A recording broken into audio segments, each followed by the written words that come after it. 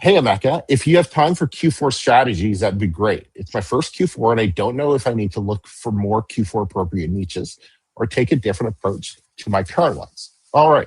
Love this question. Let's spend some time on it. Um, actually, one of our students made a fantastic post in the group the other day about like prepping for Q4.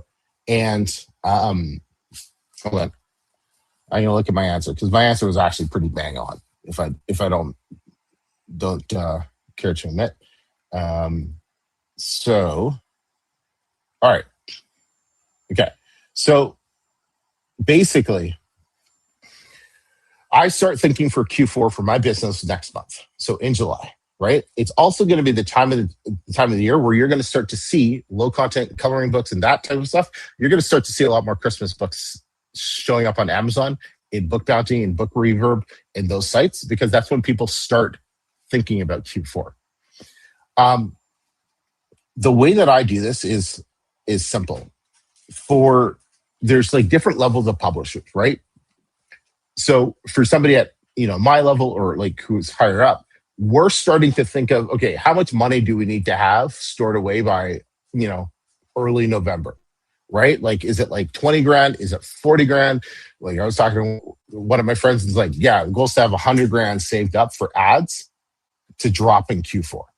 So that's our biggest constraint at the highest level. It's, do we have enough ad spend to to blow up our sales? For publishers under like $5,000 a month, all you need to do is you need to figure out profitable topics, publish quality books, and learn ads.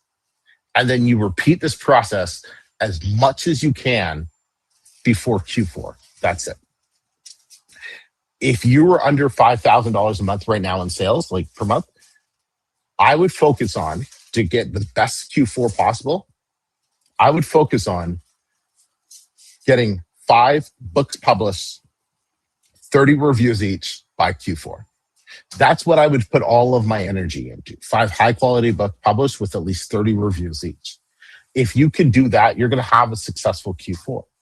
Now, the second part of your question was like, should you look for targeted niches in Q4? You definitely can, right? So you can use things like you can use Google Trends, but it's a little misleading because you have to understand Google's not Amazon, right? To see what spikes around the holidays. You can use things like Bookbeam.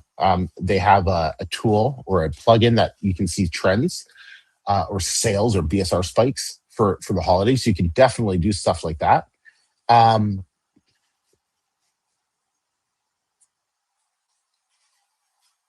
The thing I'm going to be paying attention to way closer is not missing out on a massive, massive trend like I missed out on last year. That's something I'm going to pay closer attention to this Q4, is really keeping my ear to the street and seeing what all the kids are doing and seeing what are they trending? What's trending in the kids section? And if they're, because like that was a perfect storm with what happened with the 6-7 meme and timing. If 6-7 happened any other time other than Q4, I don't think it would have been as big as it was. Q4 helped massive momentum, right? And there were people making hundreds of thousands of dollars over Q4 on 6-7 coloring and activity books. So that's something I'm going to be paying attention to. But like when that happens, guys, it's like you produce a book in days. Like you stop your life and you produce the book, because like if you take 2 weeks to produce a hot trendy book like that, you're left behind, right? So that's something you gotta just take into account. So now I've told everybody my Q4 strategies. Fantastic.